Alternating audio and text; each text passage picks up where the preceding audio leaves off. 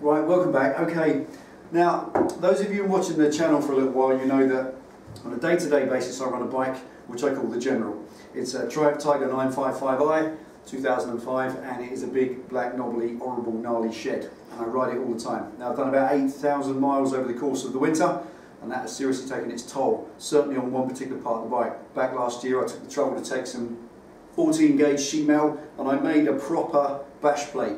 And I made a bash plate that's man enough to jack the bike up on. So that was a big old project. I stuck those plastic kind of beads on to make it look like rivets, painted it with paint, but in 8,000 miles of winter salt and blasting, it has pretty much trashed it. So I want to get that off and kind of restore it to how it was. I know it's a rat bike, you don't restore rat bikes, but it's just deteriorating. The whole thing that I made is kind of looking rubbish. It needs a little bit of refurbishment. At the same time, 8,000 miles over the winter, I'm going to stick some new oil in and a new filter. I've got the bash plate off because I need the bash plate off to get to the sun plug. So there we are today. It's an oil and filter change on the General and some little refurbishment, some general maintenance. Matte blackage. Mattage blackage.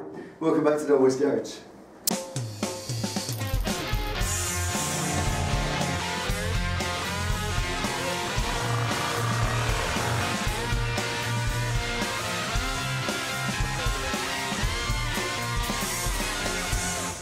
Right, first thing, let's warm up the old oil.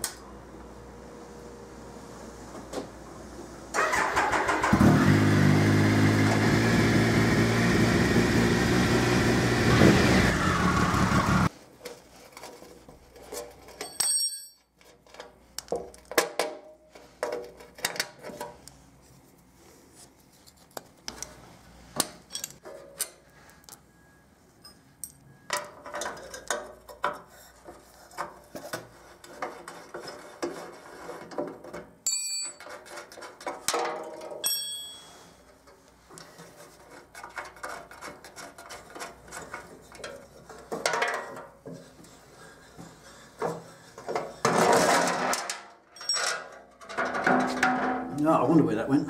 I could find your sandwiches in there. What, you mean my lunchbox? Look, they're still falling off, Penny Pit Stop. I told you they'd fall off. Stick them on well enough. There we are. One Gungy belly pan. Let's get the oil drained out. Right. Now, under the bike for this one, old school, not up on the bench, because the Street Fighter's in the way. So, this is more like you would do it than I would do it. But have a look under here. First of all, while we've got access to it, I've let the bike cool off so I can touch the exhaust just about. The oil will stay hot in there for about 3 hours before it gets really cold again and goes stodgy, so you've got plenty of time. And grab yourself a kitchen roll, and I use brake cleaner. Get some brake cleaner. Soak a piece of kitchen paper in brake cleaner and get it up around the oil filter. Get all that gunge and grease. What all this is under here, this isn't an oil leak, this is the chain oiler. I run a Scott oiler, and in the winter I run it on a high setting so it almost washes the chain through. And you do get a lot of residual chuck out. I use either Scott oil, or if I haven't got any this year, I've been using chainsaw blade oil. So all you guys in Canada who own chainsaws, you've probably got some of that in your shed. And that's all this is. Just going to clean that up, get all this crap off so it's dry. And here's a little trick. Sandpaper, right? You can often do it, get that piece. Piece of sandpaper, backed on itself, around the filter. And the sandpaper grabs hold of it. You can grip it.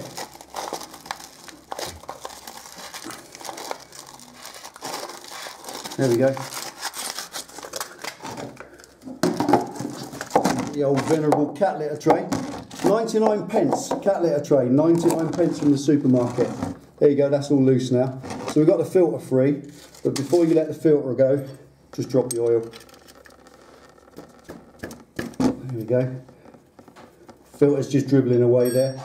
So I'm going to just bring this up a little bit to prevent the splash. Can you see it, Pen? Mm-hmm. Right, I know I should have gloves on. Yeah, don't tell me. Alright, gently, gently as you get to the last bit, Just let it go gently. Alright? Don't drop the plug in there if you can help it. And we'll carry on with the filter. Take that off.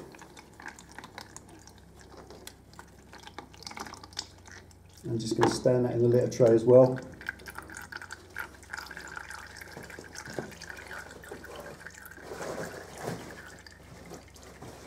And then clean everything up, bit of paper.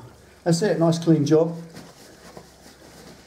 That will take about, what's it, 3.5 litres, so that will take, like that, about 30 seconds to get 90% of it out, and about half an hour to get the last quarter of a pint.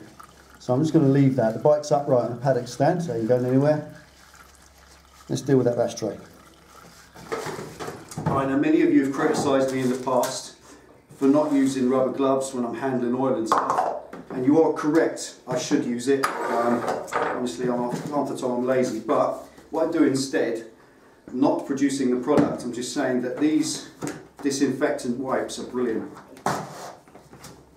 Get a couple of these, and then you can get, this has got lanolin and all sorts of stuff in it, so it gets all the sunfoil off your hands and it cleans them up as well, because I haven't got a tap. We've got water supply in this garage and we haven't really finished, have we, Pen? No. We've still got a few plans for the garage yet. I'm going to put in one corner over there by the door, I'm going to put a sink, one of those little stainless steel sinks, just enough to fill up a kettle and then have tea in the garage, because it takes ages. I have to text my order to the kitchen and the tea maker takes about half an hour to bring it, so there we are. So if you, so we'll be putting a water supply in here and I'll be able to wash my hands, I'll get some proper stuff, barrier cream, that sort of thing. But if you're not going to wash your hands, if you're going to get sunfoil on your hands, it is extremely toxic, so get it off and get your hands nice and clean with something that's disinfectant, and that smells nice too.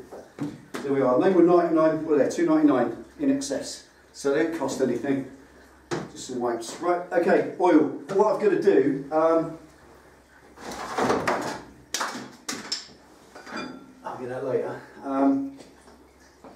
I've used that in the past, the DX4. I just use Puteling Super DX4 semi-synthetic 4-stroke on the General. It is a Tiger 955. That is a Daytona speed triple engine. We did run it down the drag strip at the Bulldog. It does rev right around to 11,000 revs, so I do put a proper hard ass oil in it. But there's only 2.5 litres in there left over. You buy 4 litres, you use 3.5. So as time goes on, you do oil change after oil change, you get more and more left, and I've nearly got enough for a full oil change in there. That's about 2.5. I've got 4 litres there of the same stuff. So today, I'm going to use the rest of that one up, and a little bit of that, and I'll have enough in there for another oil change later in the summer. And I've just got a fresh oil filter. I don't favour any particular oil filter, this was just a new one. You can get K&N ones that have got the bolt on the top, they're quite handy, the little bolt thing going on there, but they're not necessarily useful. I never put a filter on using tools, ever, any of these tools. As you can see, a bit of sandpaper and get some off straight away. Okay, bash plate. Let's show you this. Now this thing, obviously it's a bit gungy inside. This was what I made for the General. It is a bit skanky and minging, isn't it? Look at this. I think this is some of the countryside. We live in the countryside here with horses and cows. So this is probably poo, actually. That's probably residue of poo, or grass apples as horse riders call it. So all this stuff here, these little kind of fake rivets, just a bit of fun. As you can see, the weather on this particular part, nowhere else on the bike has this occurred. So all down here, it's been beaten off. This has started to rust. This is just 14 gauge sheet metal, and I just welded it up. And it is so strong, I've actually jacked the bike up underneath this, just put a trolley jack in the middle and jack the whole bike off the ground. So it's well strong, well heavy. But what I'm going to do now, I'm just going to clean it up, get all the crap off it, get all this chain lube out of it, scrape it all away, get it clean, warm it up with a blow lamp to burn any more of that off, and then I'm going to stick some more on, rub it down and repaint it. It shouldn't take too long. Paintage, stickage, rattage. Time for more rattage. We haven't done it for ages. I haven't done any rattage for ages. I hope Rat Queen's watching. I Rat really Queen missed Bikes. it. I'll say it again. If you haven't watched Rat Queen Bikes, watch her. She is the Rat Master General. She is the queen. She is the Rat Queen. Just have a look at Rat Queen Bikes. You'll see her rat bikes are absolutely outrageous. It's her latest beer coolers that she's put on the back of the bike, which I think is just amazing. In the meantime, I'm going to clean this off. Let me scrape her. Scrape her, baby.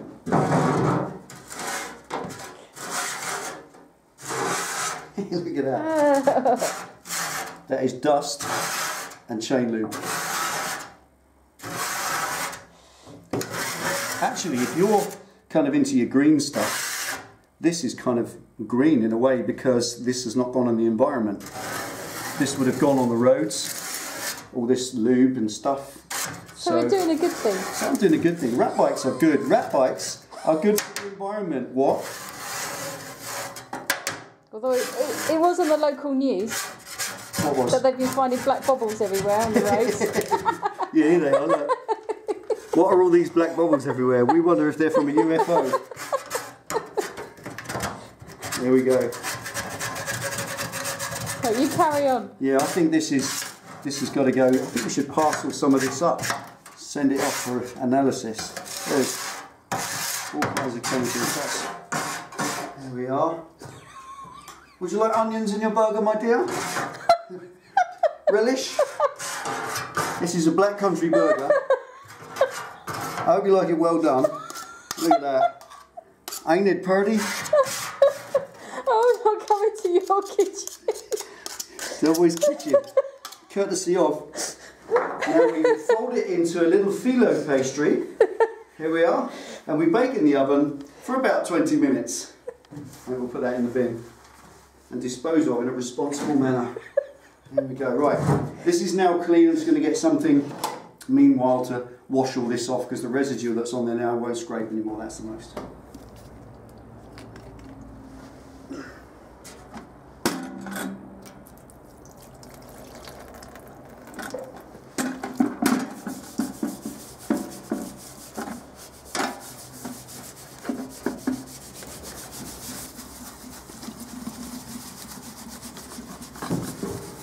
Right, there we are, that's all got it clean, completely dry. Brake cleaner, dried everything out, everything's fine.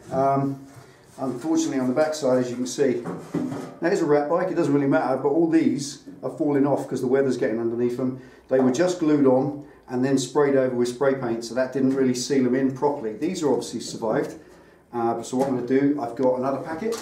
This is a bit more ratification, general maintenance. And he said general mayhem. General well, mayhem. Probably right. General mayhem. Where have I seen general mayhem? Hands up at the back who knows what general mayhem comes from. Where have I seen that? Don't know. Roadkill, that's it. Right, so I'm just going to clean these up with some sandpaper. Literally, that's a bit of rubbish really, to be honest. This is not really serious, but yeah, look, they're still coming off. Clean all these up, it's obvious where they go. Once they're cleaned up, actually I might get a lap disc on and make it easier. Once that's all cleaned up, stick some more on, and then I've got some proper paint that will seal them in this time. Let's get cleaned up. Switch on, baby.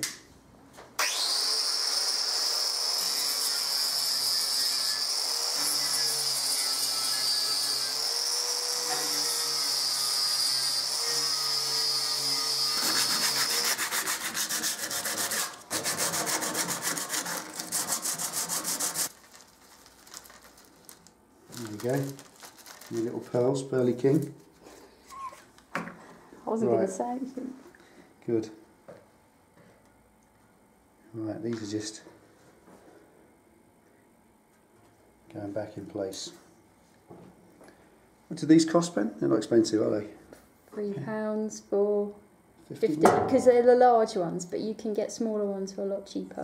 Yeah, so you see, if you want rivets on your bike that fall off in the winter, you also can buy these.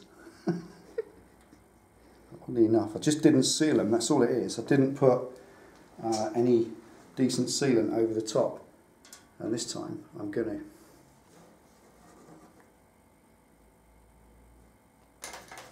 Right, here we go, all stuck on, just a bit of super glue. Now I didn't get them right back to shiny bare metal because I did that before, but it didn't stop them getting beaten off by the weather. It's the fact that the weather got through the paint, and once it gets through the paint, the super glue is not enough to hold them. They're only glued on, and they just start getting battered off. So I've got all the loose stuff off, giving it a scuff up, and they're just glued back in place now, nice and solid, loads of super glue under them.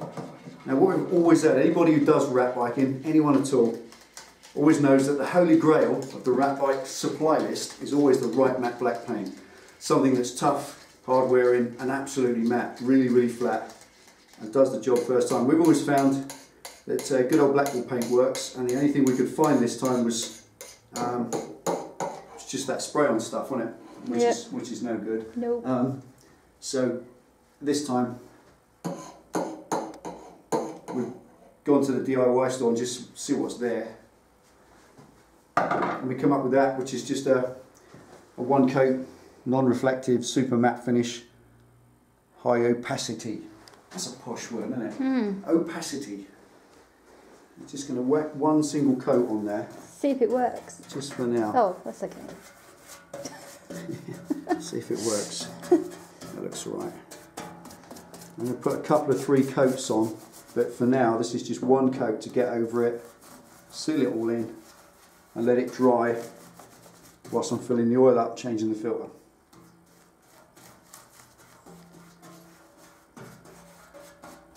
Right, there we are. Just going to let that dry off for a bit.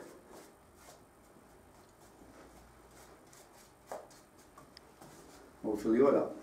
Alright, we're going to refill the oil now, so time for a new filter and the oil in the bike. And what I've always done with these, if you get a chance, always put a new aluminium washer on it, so that'll give you a nice seal. They only cost pence. Now this, I've been asked about this so many times. Marston Hylamar Blue gasket jointing compound. Now this stuff never dries. I've said so much about this. I think I did a video, the one that went up on Discovery, probably about 3 years ago, and I used not just this stuff but that tube of this stuff. I've had that tube for 20 years. You never use enough of it for it to ever run out. Now the way it works, it's a sticky, constantly sticky compound that forms a seal by being gungy and sticky and horrid, and it isn't soluble in oil either. So in other words, oil won't wash it off, spirit won't wash it off. The only thing that gets it off is petrol, and you're never going to get that near this. So I put a layer of it around the sump plug like that, filling up the thread. Now the purpose of that is because it never dries. When I put the sump plug in, it will form that seal around it and stay there, but I don't put too much on. If you put a big old blob of that on the end and just whack it in there, then that blob of it will float around in the oil, because as I said to you just then, it's not soluble in oil. It won't dissolve, it will stay as a blob, and it's sticky, and it will stay sticky, and it will work its way around, and it will go to the strainer. In the end, it will go to the little gauze inside the sump, and it will just sit there and it will bung it up. And if there's more than 1 or 2 blobs of that stuff, it will bung it up and it will restrict oil flow, which will cause oil starvation and extreme engine wear or worse. So that is all you need. Just a little bit, and let it dry. Give it about 3 or 4 minutes before you put it on. Come on down, mate. Right, get lots of questions about this. It's going to be as clear as I can.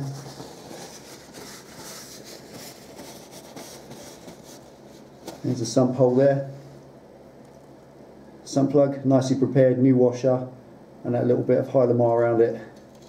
And it is an oil sealant.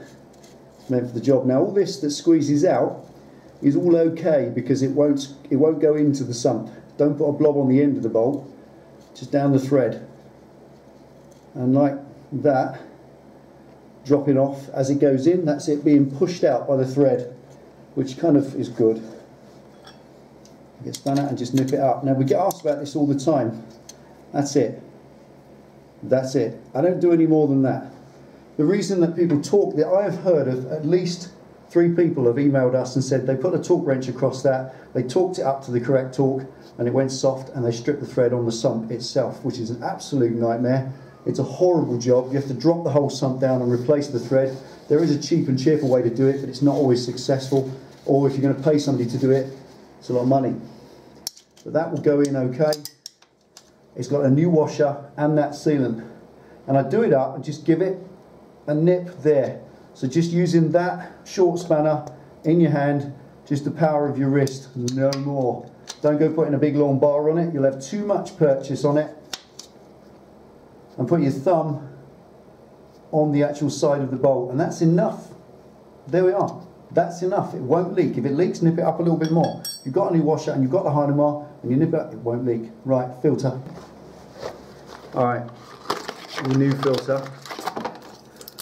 Take a little plastic film off it. Again, I never use tools to install these or take them off. You do it with bare hands. There's a rubber seal lives around there, right like that. Take the rubber seal out, and then take some of your new oil. We're gonna prime this little thing before we go anywhere near the bike with it. What I'm gonna do, I'm just gonna top the filter up because it's going underneath. It's going up in an upward direction. That's the way it screws in. You might as well top it up with oil so that when you first start the engine, you don't get that bit of starvation. Just top it up. It will take a few seconds because it soaks through the element inside. Top it right up like that. And then fill it up like this so it goes all around there, and get it in this track around the top. Now, once it's in that track, you can put this seal back in. Put it back in place, and you've got, that way you've got oil underneath it, and the purpose of that is so that it can move around in its little slot. Whoops, try not to drag it over. You can drag it around and it slides as that seal goes in. Just make sure it's in properly fitted like that, and then a little bit more from inside around the top of there. Now the purpose of that is so that when you fill it, when you're doing it up and you think it's tight,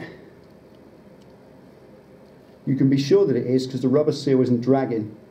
That's the problem. If the rubber seal's dry against its surface, it's going to cause drag. I'm just feeding that little seal into its spot, so it's completely in there all the way around. The last little bit, top it up a little bit more. There you go, that's it. She's ready. Right, let's pop it in the bike. Alright, now, just want to go over this really clearly this time. Can you get down underneath, Ben, and just see it going up into this little track there? Kind of lives up in this recess where its thread is. I can't see it from my side, perhaps you can. But that's this little recess. We're just going to pop it up in there, feel for the thread, just start screwing it in. Now what you're feeling for is it touching base, right? Screw it in.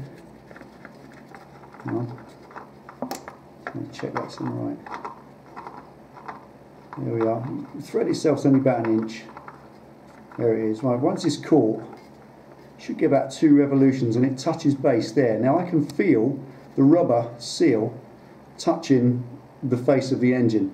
So from that point on, I get this all the time. Somebody emailed us the other day and said that the filter was on so tight he couldn't get it off in any way. We had to use the old sandpaper trick.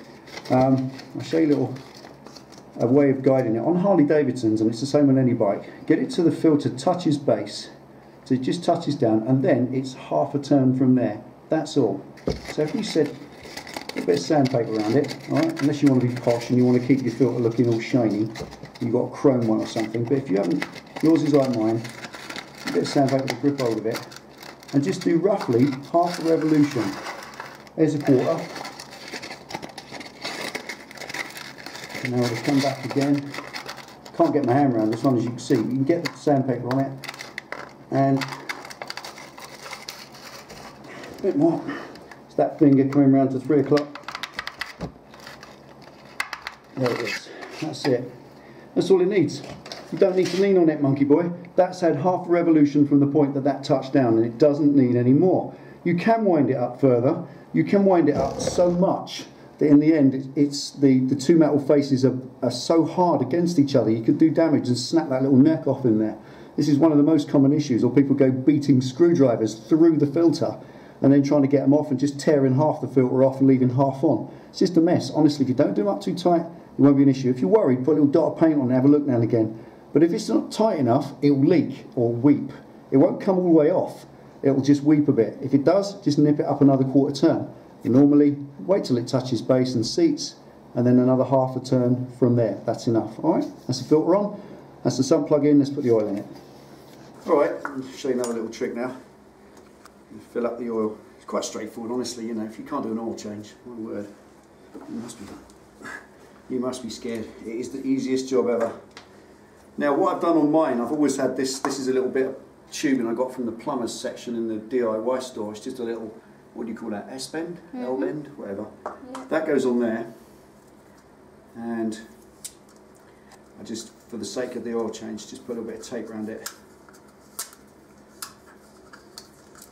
Just holds it in. Now that gives me the ability to put that in the engine.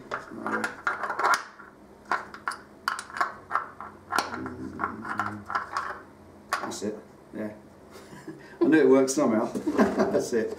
And now I can fill it up. If I try and put a funnel in that, it fails against the frame too much. So there's 2.5 litres in there. It's going to be way more than that. So let's just get that in first of all.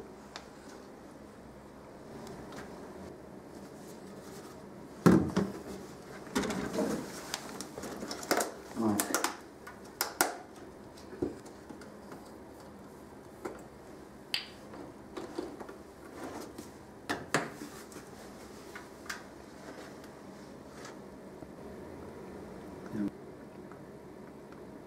Right, let's just check the level. That final check.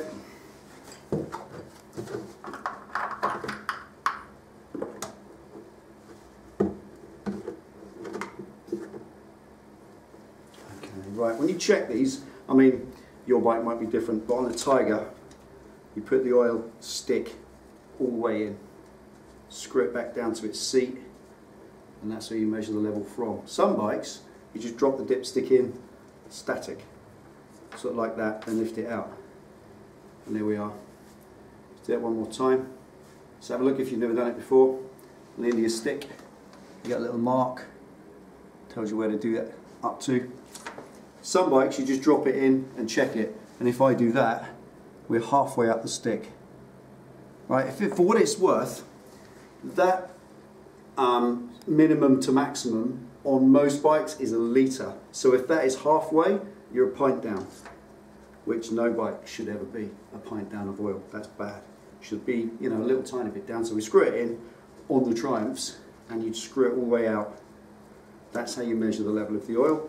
We check it on that one, and it's up to the top of the stick. And that's good, we're all good to go. So I'm going to run it just for a minute, get all the oil around it. We filled up the filter, so there shouldn't be too much drop.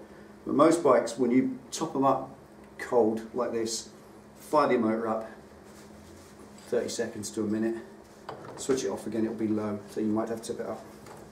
You're laughing at. Sorry for hiccups. Right, oil all over my foot peg as well. Right, let's get it fired up.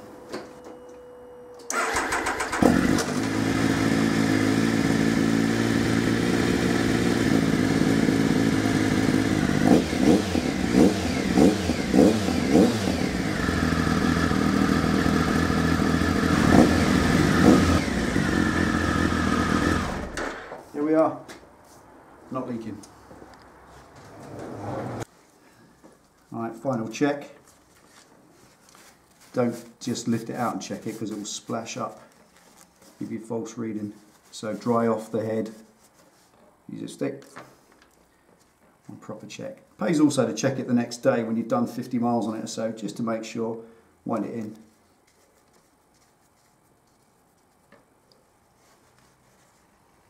There you go, she's well low, so we'll tuck a little bit in there. Right, it's taken at least another litre after running it up.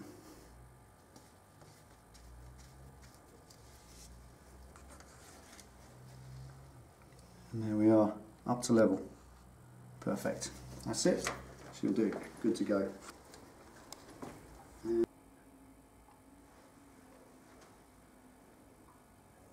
Just a thin coat of paint that's dried out and that's in front of the heater while we've been messing about. So I'll just stick it on and I'll do a couple of thick coats later on once it's on the bike, being held by the bike.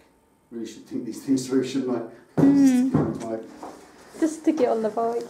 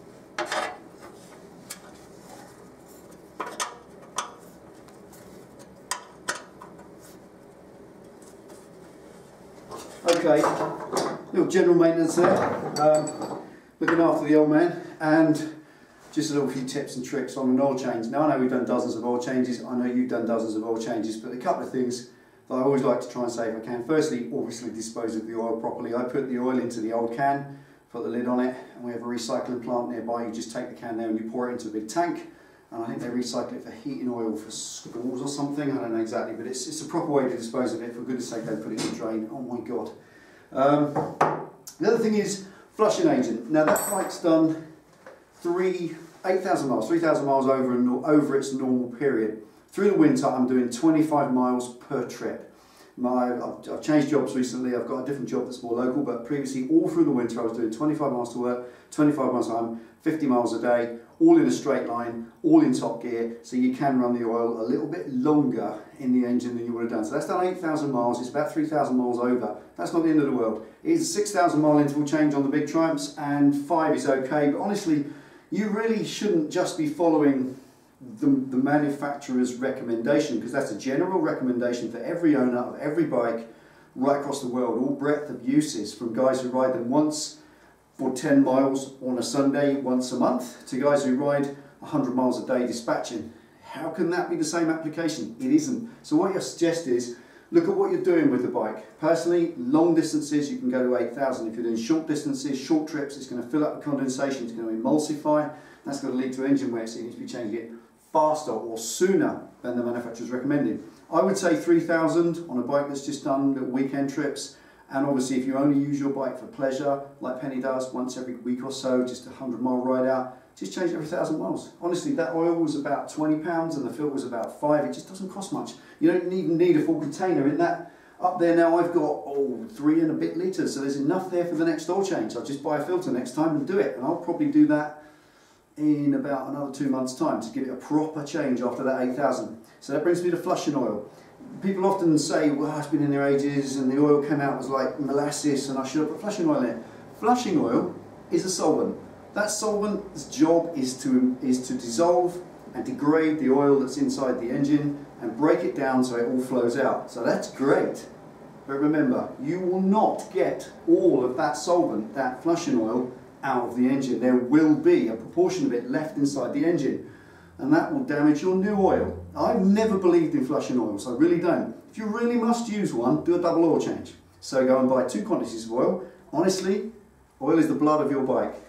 You can't pay enough money for it. So go and buy the right oil, buy a cheaper brand if you wish, and buy some flushing agent if you really must. But when you put that flushing agent through, run that oil for about 100 miles, dump it, and then put the really good oil in. So you're doing a kind of triple change. Honestly, you don't need to do it. If you really are concerned and your engine is really skanked up and it's coming out in lumps, then that's fine. Just put some cheap oil in, or just put your regular oil in, do 100 miles on it, dump that, it will come out black, then put the fresh oil in. If you've got a Harley-Davidson Softail, you will find that always there's a portion of oil in the engine you can't get out, so you have to purge it, which quite simply means taking the feed pipe off the oil tank, running it into the waste bowl that you've got while you pump some through until it pumps through clear. Otherwise you'll end up with that much, about 3/4 of a pint in big Softails, still in the engine forever. So, you know, changing oil is something that you can do to whatever OCD level you're like me.